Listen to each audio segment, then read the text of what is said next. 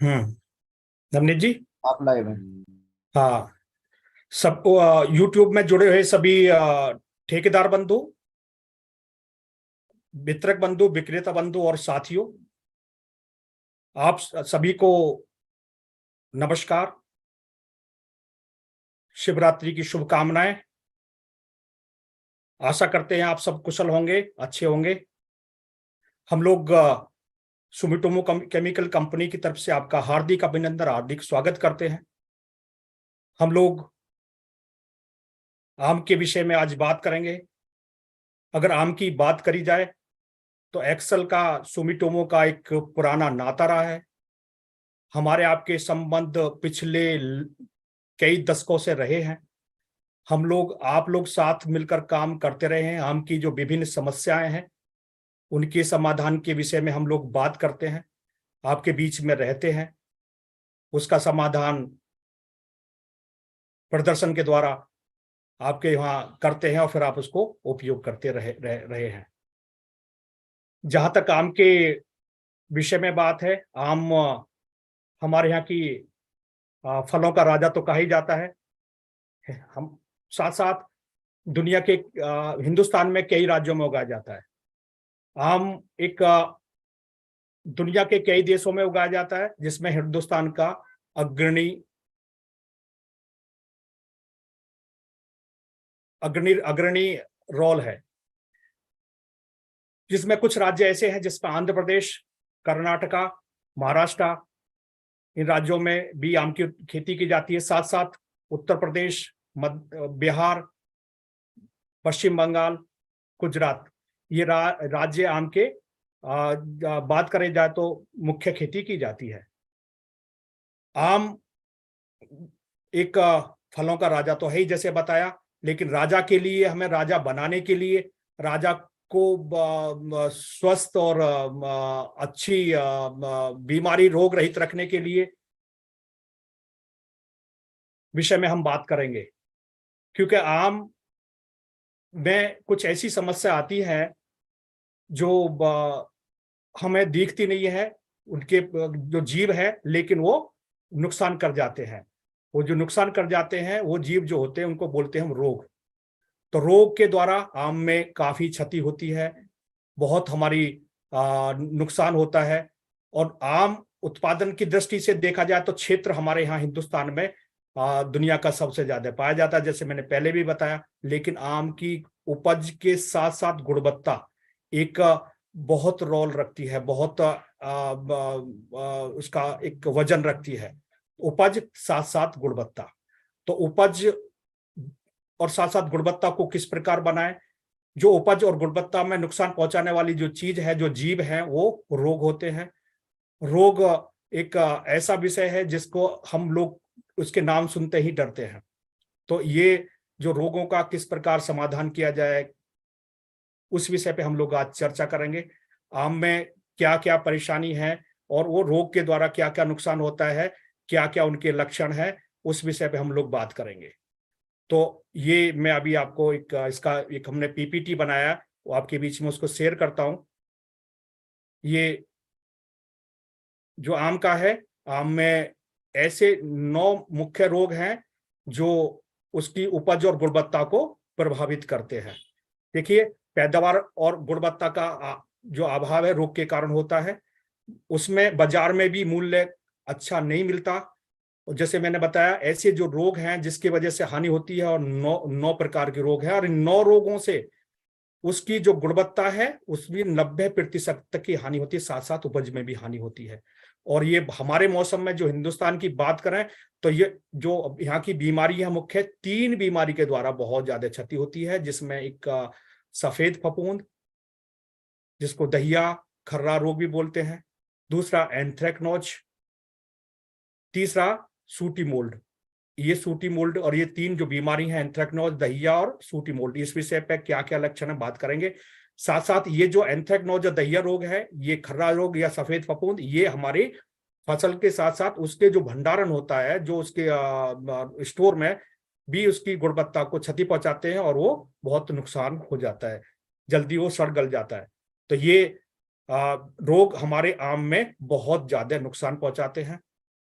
अब ये आम की जो वर्तमान में अवस्था है, वो अवस्था एक ऐसी अवस्था है कि जब हमारे आम में फूल आने की अवस्था हो गई है।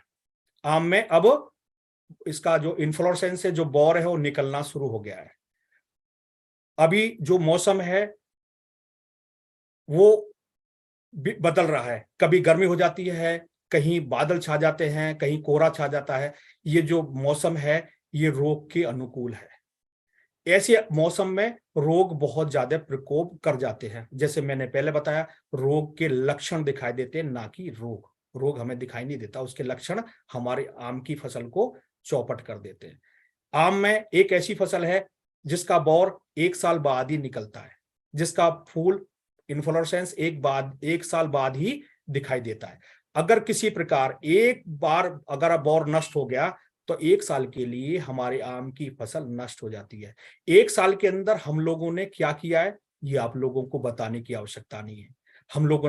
आप लोगों ने उसमें विभिन्न प्रकार के खादों का उपयोग किया है, विभिन्न प्रकार की दवाइयों का उपयोग किया, जिससे आम की फसल हमारी हर साल आए।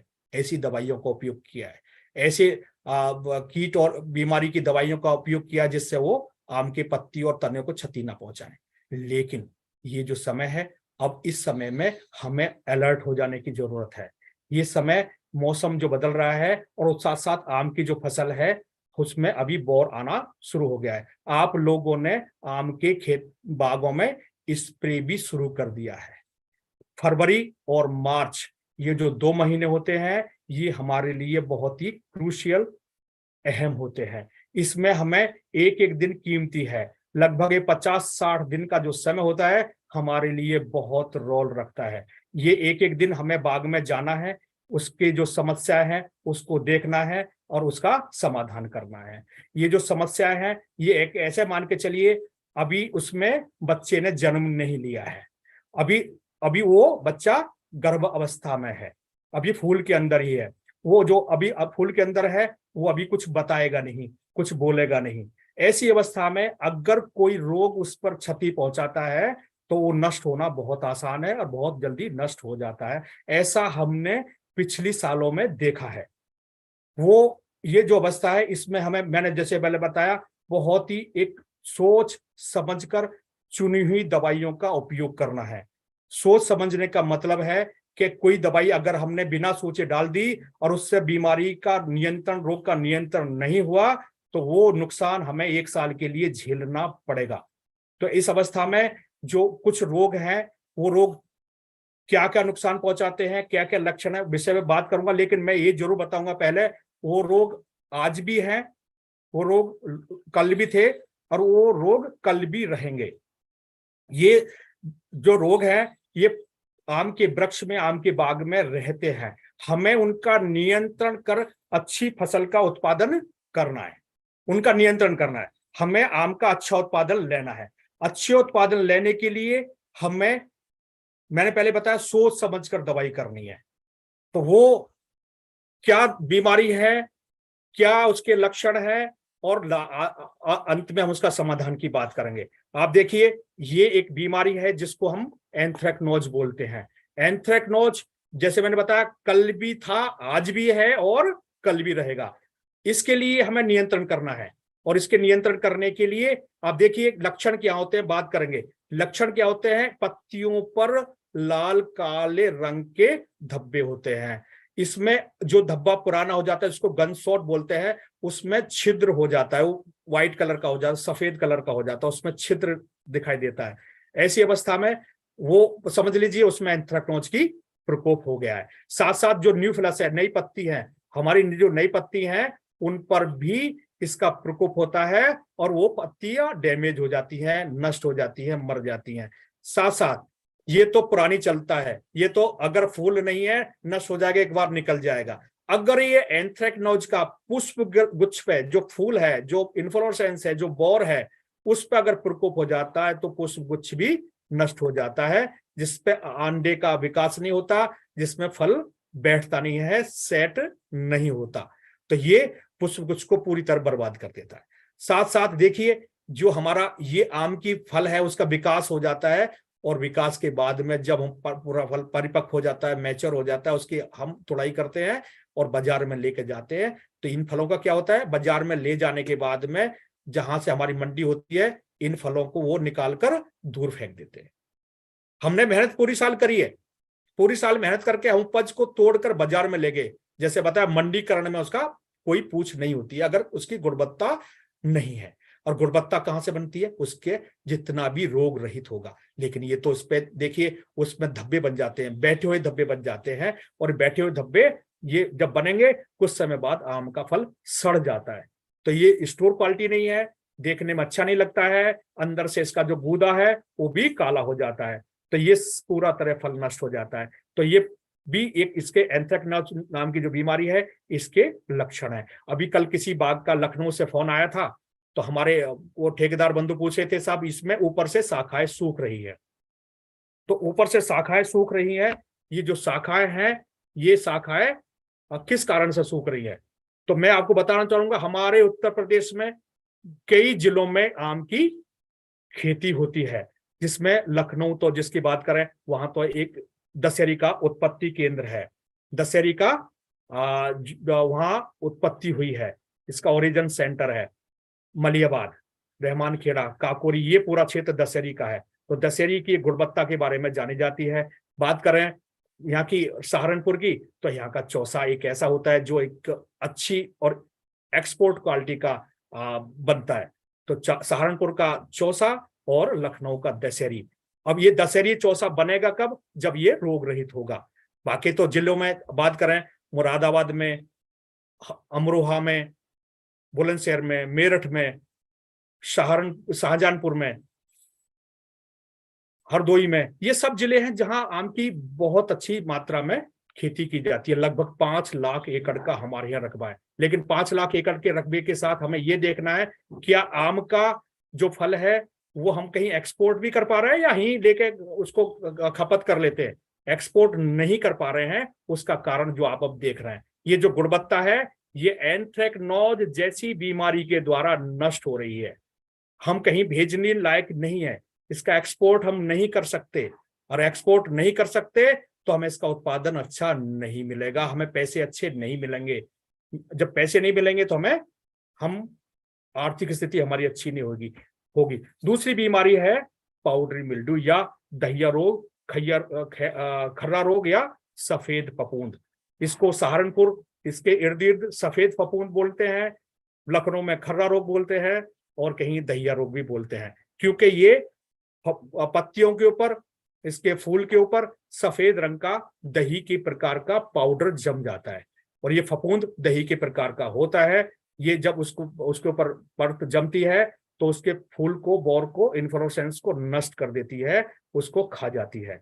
पत्ती पे होती है तो पत्ती एक बार को इस प्रकार हो जाती है, वो पत्ती झड़ जाती है, पत्तियों पे जो कुछ पुरानी पत्ती है उस पर जमती है, लेकिन पत्तियों को भी उसको नष्ट कर देती है। ये तो पत्ती एक बार गिर गई तो आ भी सकती है, लेकिन फूल के समय अगर ये, बौर के समय अगर ये प्रकोप होता है, क्योंकि इसके प्रकोप के लिए भी कुछ चुनिंदा अवस्था होती है। इसका प्रकोप 10 से 26-27 डिग्री सेल्सियस तक इसका आक्रमण करता है। साथ साथ मौसम की जो आर्द्रता है वो 80% होनी चाहिए, वो तो हो रही है।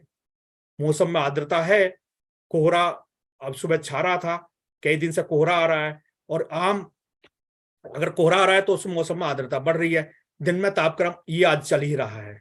तो ये बीमारी के लिए उपयुक्त मौसम है। इस मौसम में कभी भी बीमारी प्रकोप कर सकती है। और जैसे मैंने बताया, इस बौर अपना आम की वृक्षों में निकलना शुरू हो गया है, तो ये किसी दिन किसी भी समय आक्रमण हमारे बाग में कर सकती है।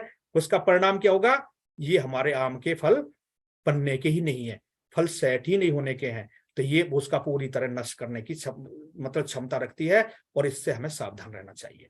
ये इसके सफेद फफूंद, दहिया, खर्रा के लक्षण हैं।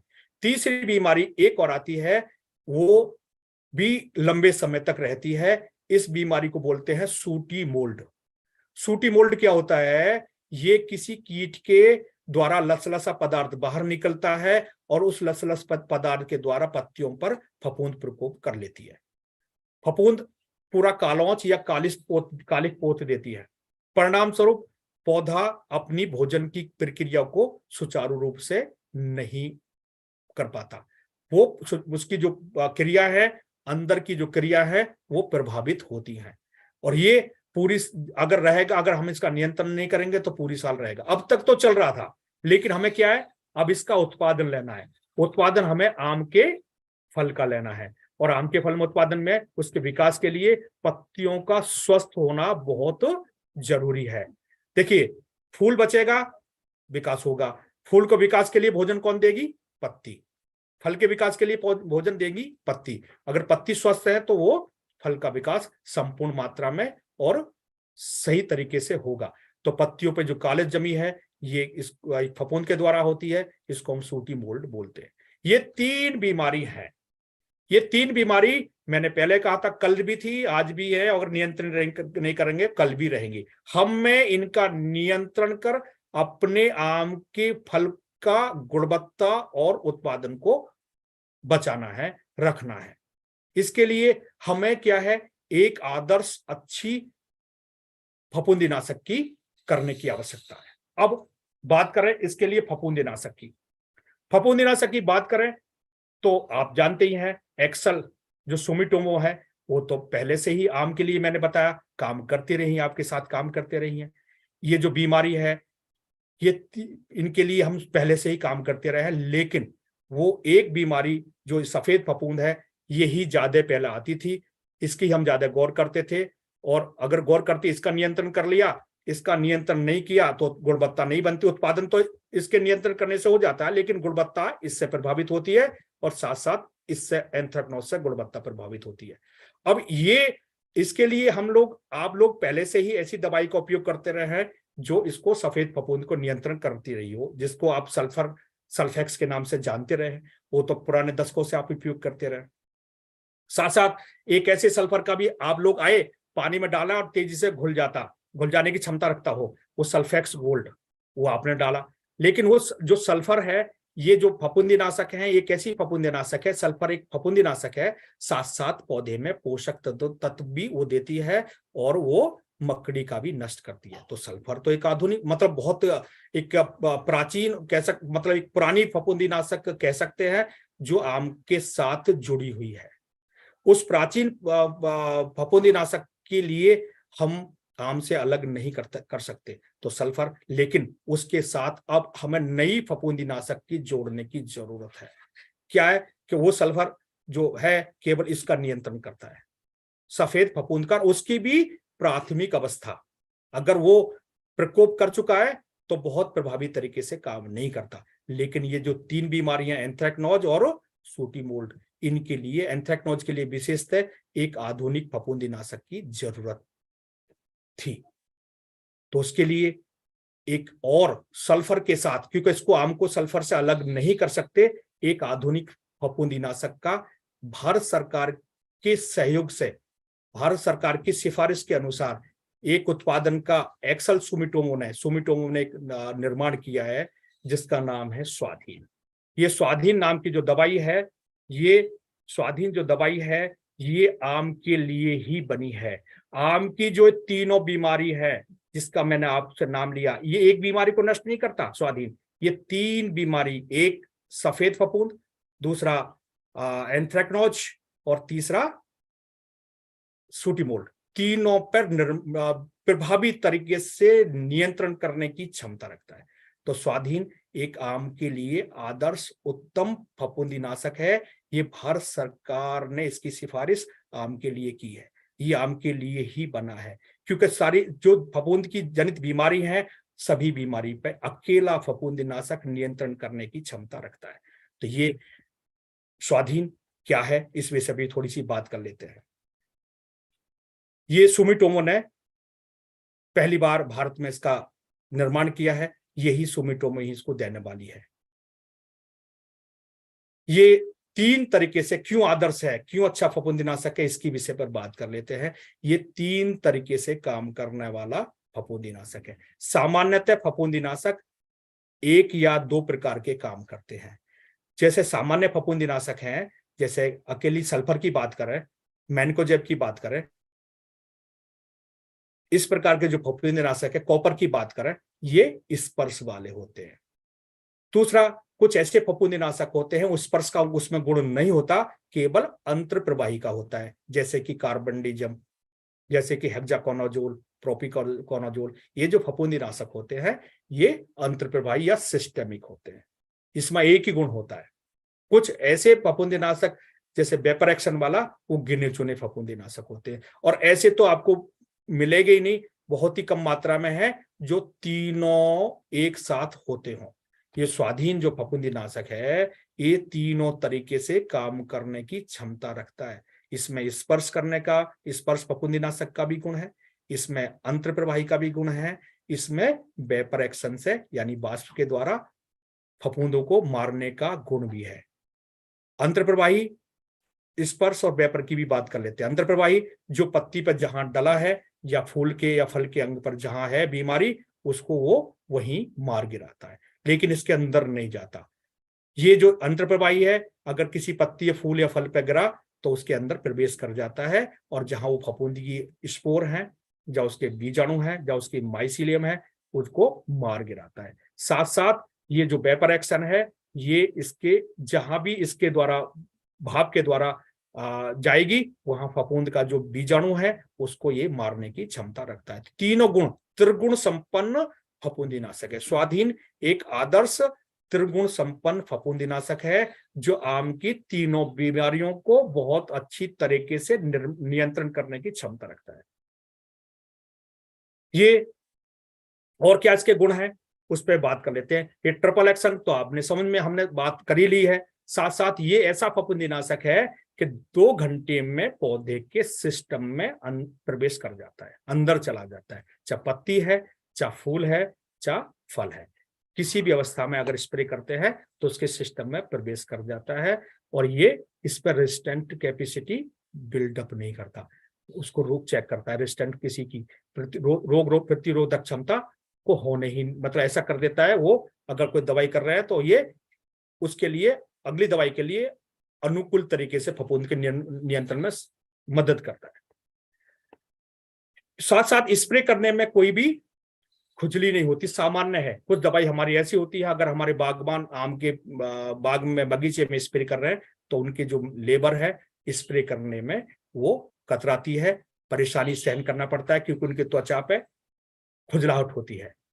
एक इसका एक उत्तम गुण है क्योंकि आम के बगीचे में मकड़ी का भी प्रकोप रहता है, तो ये फफूंदीनाशक के साथ साथ मकड़ी नाशक का भी काम करती है। और जहां इसका उपयोग किया है आपको उसके हमारे पास प्रदर्शन की हुए कुछ प्लॉट के फोटो भी है, उसको भी दिखाएंगे। ये फाइटोटॉनिक इफेक्ट भी यानी हरियाली भी दिखाता है।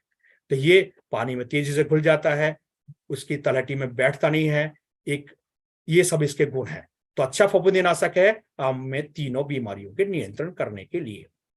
ये इसकी मात्रा कितनी डाली जाए, इसकी मात्रा 1.5 ग्राम प्रति लीटर पानी। हम कह सकते हैं अगर हम 100 लीटर पानी में इसका घोल बना रहे हैं, स्वाधीन का 100 लीटर में घोल बना रहे हैं तो इसकी मात्रा हमें डालनी है 150 ग्राम, 125 से 150 ग्राम। अगर 1000 लीटर बना रहे हैं घोल इसका, इस दवाई को 1000 लीटर के लिए डालना है तो 1.25 किलो से 1.5 किलोग्राम प्रति 1000 लीटर हमें इसका घोल बनाना है। अगर 2000 लीटर में इसको डालना है तो 2000 लीटर में 2.5 किलो से 3 किलोग्राम प्रति टैंकर। कुछ के टैंकर किसान भाइयों के मैंने देखा है, अभी मिला था, कुछ किसान भाइयों के टैंकर 2,500 लीटर के हैं, कुछ 3000 लीटर के हैं। तो अगर 3000 लीटर का टैंकर है तो उसमें ये 4 से 4.5 किलोग्राम स्वाधीन का उपयोग करना है। और ये दवाई एक ऐसी दवाई है इसके साथ कोई कीटनाशक भी आप मिला सकते हैं। स्वाधीन 1.5 ग्राम, 1.25 से 1.5 ग्राम प्रति लीटर पानी। आपको लगता है कीटनाशक करने की जरूरत है, इसके साथ कीटनाशक मिला सकते हैं। आपको कोई टॉनिक करना है वो भी मिला सकते हैं, तो ये अन्य दवाई के साथ मिलने की क्षमता रखता है। तो स्वाधीन ये अभी करने का समय क्या है, इसकी बहुत जरूरी है जानकारी, इसकी जानकारी होना बहुत जरूरी है करने का समय। क्योंकि जैसे मैंने आपसे बताया मौसम आम में बौर निकल रहा है, आप लोगों ने भी स्प्रे स्टार्ट कर दिया है, स्प्रे हम लोग शुरू कर दिए, तो स्प्रे शुरू हो गया है क्योंकि हमें फफूंदीनाशक के द्वारा फफूंदों का नियंत्रण करना है। और पहला स्प्रे जो होता है उस स्प्रे को हम क्या बोलते हैं, धुलाई। तो धुलाई आम की चल रही है, सब ठेकेदार बंधु लगे हुए हैं, सबके टैंकर आमों के बगीचों में घूम रहे हैं, स्प्रे कर रहे हैं, तो आम की धुलाई कर रहे हैं। धुलाई का मतलब क्या होता है? धुलाई का मतलब है आम के वृक्ष को ऊपर से लेकर, चोटी से लेकर जहां तक उसका तना है मिट्टी के संपर्क में, पूरे को मिला देना, पूरे की वॉशिंग कर देना। क्यों? कि फफूंद, जैसे मैंने बोला था कल भी था, तो वो कल था, हमें उसका चक्र तोड़ना है, और चक्र तोड़ने के लिए ऊपर से नीचे तक लाना पड़ेगा। जो फफूंद जनित रोग उस पर फैले हुए हैं उनका एक बार को सफाया करना है। इसलिए पहली को स्प्रे को वॉशिंग करते कहते हैं, वॉशिंग चल रही है। और ये पहली जो स्प्रे है वो तीनों रोग हैं भाई। एक अभी कोई ऐसी दवाई नहीं है, बहुत कम चुनिंदा दवाई हैं जो तीनों रोगों में प्रभावी तरीके से नियंत्रण करती हैं। अब तीनों रोगों में प्रभावी तरीके से नियंत्रण करने के लिए चुनिंदा दवाई है, उनमें से चुनिंदा दवाई अगर बात करें तो स्वाधीन एक ऐसी दवाई है, अगर पहली स्प्रे में जो आज चल रही है इसको अगर डालते हैं 2000 लीटर के टैंकर में 2.5 किलो से 3 किलोग्राम प्रति एक टैंकर, तो ये जो सूटी मोल्ड, सफेद फफूंद, एंथ्रेक्नोज, तीनों बीमारियों पर प्रभावी तरीके से नियंत्रण करती है, ये पूरे चक्र को तोड़ देगी। और विपरीत परिस्थिति में, किसी भी विपरीत परिस्थिति में, विपरीत परिस्थिति का मतलब अगर मौसम जैसा आज चल रहा हो, मौसम में अप डाउन चल रहा है, कभी बादल हो जाते हैं, कभी तेज धूप निकल जाती है, कभी कोहरा हो जाता है, ऐसी विपरीत परिस्थिति में ये जो मौसम है ये बीमारियों के अनुकूल है। तो इसमें हमें इसका टीका लगाना है, इसका टीका लगाना है। अभी बच्चे ने जन्म नहीं लिया है, बच्चे का जन्म का मतलब अभी हमारा आम के फल बना नहीं है। आम के फल बनने से पहले स्वाधीन का टीका लगाना है। अगर स्वाधीन का टीका आम के फल के बनने से पहले लग जाता है तो बच्चा स्वस्थ होगा, बच्चा स्वस्थ होगा, वो निरोग होगा। अगर अन्य दवाई करते हैं तो वो दवाई पूरी तरीके से आम के तीनों फफूंद जनित रोगों को नियंत्रण करने में के साक्षर नहीं होती, नियंत्रण नहीं कर पाती। परिणाम स्वरूप हमारे आम के जो बौर है वो नष्ट हो जाता है। तो ये स्वाधीन का पहला स्प्रे बिना देरी के, उपयुक्त शायद बिल्कुल चल रहा है, कर देना चाहिए पहला स्प्रे। और ये जो दवाई है विपरीत परिस्थिति में 12 से 15 दिन तक असर रखती है, जो आज की चल रही है। इस 12 से 15 दिन के अंदर एक स्वाधीन का दूसरा स्प्रे जरूर करना है। और वो क्यों करना है मैं उसका बता देता हूं। ये जो आज की अवस्था है, आज की अवस्था से लेकर जब फल मटर के और बेर के आकार का हो जाता है, लगभग 30 दिन की अवस्था ये होती है, हमारे लिए बहुत महत्वपूर्ण है। क्योंकि एक बार अभी बच्चा बना नहीं है, अंडा बैठा नहीं है, फल का विकास नहीं हुआ है, ये आज की अवस्था है। इसके बाद में अभी 15 दिन में परागण क्रिया शुरू हो जाएगी। परागण क्रिया 15 दिन के 15 दिन के अंदर परागण क्रिया शुरू हो जाएगी। इसका जो है फ्रूट सेट होना शुरू हो जाएगा। उसके 15-20 दिन में तेजी से फल का विकास होता है, जो मटर और बेर के आकार में होने में बहुत तेजी से वृद्धि करता है, इस आकार का बहुत जल्दी हो जाता है। तो ये अवस्था, इस अभी तो फल है ही नहीं, वो तो अभी गर्भ की अवस्था में है, मां के पेट में है, यानी आम के वृक्ष के अंदर है। और उसके बाद वो बच्चा जो जन्म लेगा, जैसे हम टीका लगाते हैं बच्चे के जन्म लेने से पहले और बच्चे के जन्म लेने के 9 महीने तक, वो जो 9 महीने की अवस्था है, आम के फल की बात करें तो वो फल के विकास के 15 से 20 दिन की अवस्था होती है। उस अवस्था तक एक टीका और लगाना। इसके 2 टीके स्वाधीन के लगने चाहिए। पहला टीका अब अवस्था में जो अभी चल रही है, दूसरा टीका इसके 12 से 15 दिन के अंदर। तो ये स्वाधीन 2 बार आम के फल में अगर जाता है तो हम विश्वास के साथ, दृढ़ता के साथ कह सकते हैं फफूंद जनित रोगों का तो ये नियंत्रण पक्का करेगा। फफूंद जनित रोग तो उस पर प्रभाव नहीं डालेंगे। आपको लगता है तो कीटनाशक करना है, इसके साथ कीटनाशक कर सकते हैं, पहली स्प्रे में कीटनाशक कर सकते हैं। दूसरी स्प्रे में कीटनाशक को हमें सोच समझ कर करना है। दूसरी स्प्रे का मतलब मैं आपको समझा देता हूं। पहली स्प्रे आज की है, अभी बौर खिलने की प्राथमिक अवस्था, शुरुआती अवस्था है, इसमें कोई भी कीटनाशक कर सकते हैं। दूसरी स्प्रे में कोशिश करें हम सोच समझकर कीटनाशक का इस्तेमाल करें, सोच समझकर कीटनाशक का इस्तेमाल करना है, क्योंकि उस समय परागण क्रिया होती है, उस समय पॉलिनेशन क्रिया होती है, उस समय मधुमक्खी आम के वृक्ष में होती है। उस समय वो अगर परागण क्रिया नहीं होगी तो झुमका रोग लगने की संभावना बढ़ जाती है। स्वाधीन मधुमक्खी को नहीं मारता, कीटनाशक मधुमक्खी को मारती है। तो कीटनाशक को सोच समझ के करना, लेकिन स्वाधीन के स्प्रे में नहीं चूकना है। दूसरी स्प्रे में भी स्वाधीन को ही लेना है। पहली स्प्रे अब 12 से 15 दिन बाद दूसरी स्प्रे स्वाधीन के साथ करनी है, और बिना सोचे समझे कर देनी है कि भाई ये हमें बीमारी से इसके फलों को, फूल को बचाना है, फल को सेट करना है। अगर 2 स्प्रे पहुंच जाती है तो ये आप कह सकते हैं फल उसके बाद में बोलना शुरू कर देता है। जिस प्रकार जो इतने आकार का फल हो जाता है, बेर के आकार का, फिर हमें दिखाई देता है कि इसमें कोई बीमारी है, कोई रोग है, क्या कीट लग रहा है, उसका समय अनुसार सोच समझकर हम इस्तेमाल कर सकते हैं। लेकिन ये जो अवस्था है जो फल के अभी मटर और बेर के आकार की है, इसमें तो हमें बिल्कुल 30 दिन का एक चक्र अपनाना है। पहली स्प्रे में स्वाधीन और दूसरी स्प्रे में इसमें दोहराना है, क्योंकि बीमारी आने की संभावना रहती है। अगर बीमारी आने की संभावना है तो हमें दूसरी स्प्रे भी स्वाधीन के साथ करनी ही है। ये हमारे कुछ किसान भाइयों ने इसका स्वाधीन का इस्तेमाल किया है। सहारनपुर, लखनऊ, हरदोई, अमरोहा, बुलंदशहर, मेरठ, विभिन्न जिलों में स्वाधीन का किसानों ने आम के फसल में, आम के बाग में इस्तेमाल किया है पहली स्प्रे में। और जहां स्प्रे नहीं किया है, आप देखिए जहां स्वाधीन नहीं डाला, जो मैं कह रहा था ना, आम का बौर काला हो जाता है।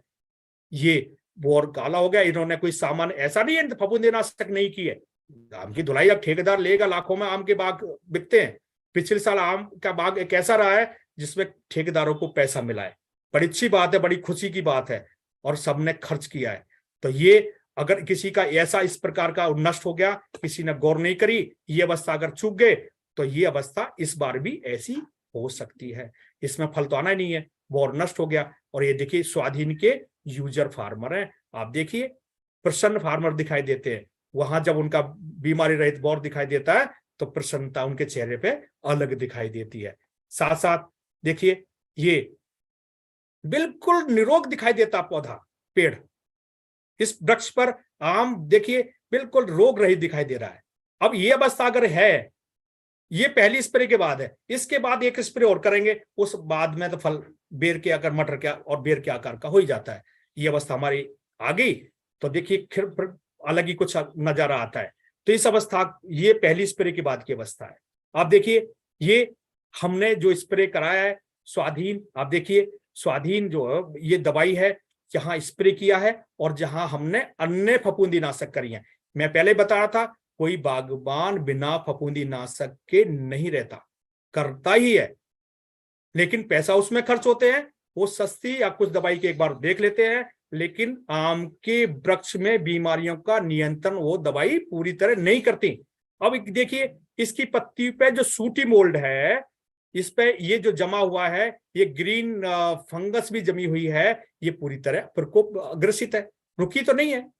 बौर में भी इसका नुकसान देखिए दिखाई दे रहा है। अब दवाई तो उन्होंने करी है, लेकिन उसका पूरी तरह फायदा उनको नहीं मिला है, पूरी तरह दवाई का रिटर्न नहीं मिला है। अब एक देखिए स्वाधीन का है, स्वाधीन का इस्तेमाल किया है फफूंदीनाशक के रूप में, 1.25 से 1.5 ग्राम प्रति लीटर पानी, एक 2000 लीटर के टैंकर में 2.5 से 3 किलोग्राम। वहां देखिए पत्ती ऐसी दिखाई देती है जैसे किसी व्यक्ति का चेहरा जगने के बाद में और स्नान करने के बाद। अब दोनों चेहरा शीशा में अगर हम लोग देखते हैं ना, जो जगने के बाद का जो चेहरा है वो मलिन और ऐसा दिखाई देता है, उसमें मतलब ताजगी नहीं आती। और जहां स्नान करने के बाद का होता है वो देखिए ऐसा दिखाई देता है स्वाधीन के इस्तेमाल करने के बाद, जैसे पौधे ने पूरी तरह, जिसको हम वॉशिंग बोल रहे थे ना, स्नान करना है, वो वॉशिंग की जो अवस्था है, स्नान करने की अवस्था है, इसलिए पौधे में ताजगी आनी चाहिए।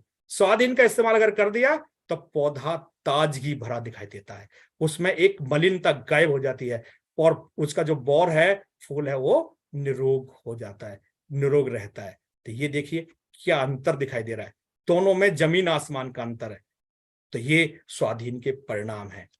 स्वाधीन का ये जो लीफलेट है, ये जो लिटरेचर है, हम लोग ठेकेदार बंधुओं के लिए, सबके लिए उपस्थित करते हैं। हमारे वहाँ साथी लोग रहते हैं और वो आपके यहाँ जाते हैं और आपको ये प्रस्तुत करते हैं। ये भी इसका वही है। तो ये जो हमने अभी जानकारी दी है, पूरी की पूरी जानकारी इस पर्चे के अंदर है, इस लीफलेट के अंदर है, जो हमने अभी आपको बताया है, तरीका और सब। तो ये एक स्वाधीन आम का आदर्श आधुनिक फफूंदीनाशक है, जैसे हमने अभी आपको बात की। आदर्श का मतलब एक चुनिंदा, और आधुनिक का मतलब कह सकते हैं एक जो सभी बीमारियों को नियंत्रण करने की क्षमता हो, एक नवीन, एक ऐसा फफूंदीनाशक जिसकी हम आम के लिए सोचना ही नहीं पड़े। तो ये आम के लिए तो बना ही है, ये डिब्बा आम के लिए ही बना है। तो ये एक ऐसा फफूंदीनाशक है और हम आपकी शुभकामना, हमारी शुभकामना है फलों के राजा के स्वास्थ्य की, फलों के राजा के स्वास्थ्य की शुभकामनाएं आप के लिए ये हमारी शुभकामनाएं कि आम स्वस्थ रहे, अच्छा विकास हो, गुणवत्ता युक्त आम की पैदावार हो, अच्छी उपज मिले, जिससे हमारे बागवान, साथ साथ ठेकेदार बंधु, और मैं तो ये कहूंगा कि ठेकेदार बंधुओं के पास पैसा अच्छा आएगा तो हमारे जो डीलर है, हमारे डिस्ट्रीब्यूटर को भी पैसा वो समय अनुसार अच्छी पैसा देंगे, तो उनके लिए अच्छा एक समृद्धता आएगी। इस शुभकामनाओं के साथ मैं इसको विराम देता हूं। मैं एक अभी बात करूंगा हमारे नवनीत जी से। नवनीत जी, किसकी हमने वीडियो फिल्म है स्वाधीन की, कृपया उसको चलाइए।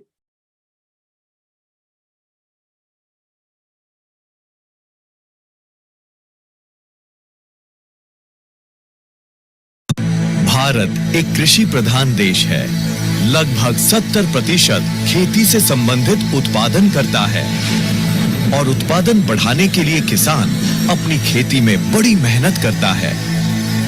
वो बुआई से लेकर कटाई तक अपनी फसल की अच्छी तरह से देखभाल करता है, पर इसी दौरान उसके फसल को न जाने कई मुसीबतों से गुजरना पड़ता है।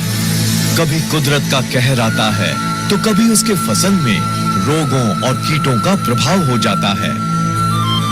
लेकिन क्या आप जानते हैं कि फसलों को रोगों से होने वाले नुकसान से बचाया जा सकता है? इसके लिए सही समय और सही फफूंदनाशक का चयन महत्वपूर्ण है। सही उत्पाद का सही इस्तेमाल रखता है फसल को रोग मुक्त और तंदुरुस्त। इसी को ध्यान में रखते हुए आज ही ले आइए एक आधुनिक जमाने का आधुनिक फफूंदनाशक स्वाधीन।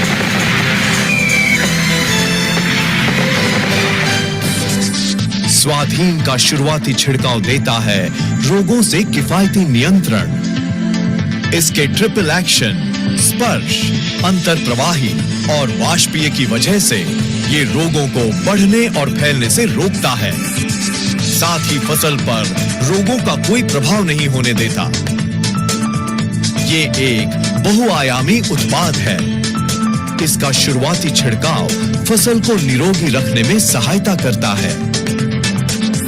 स्वाधीन के उपचार से पौधे में फाइटोटॉनिक प्रभाव बढ़ता है, जिससे पौधे में हरापन आता है। परिणामतः बेहतरीन उपज के साथ साथ गुणवत्ता भी बढ़ती है। इसलिए अपने फसल को रोगों से बचाने के लिए और उत्पादकता बढ़ाने के लिए आज ही ले आइए एक बेहतरीन उत्पाद स्वाधीन। तंदुरुस्त फसल की शुरुआत स्वाधीन के साथ।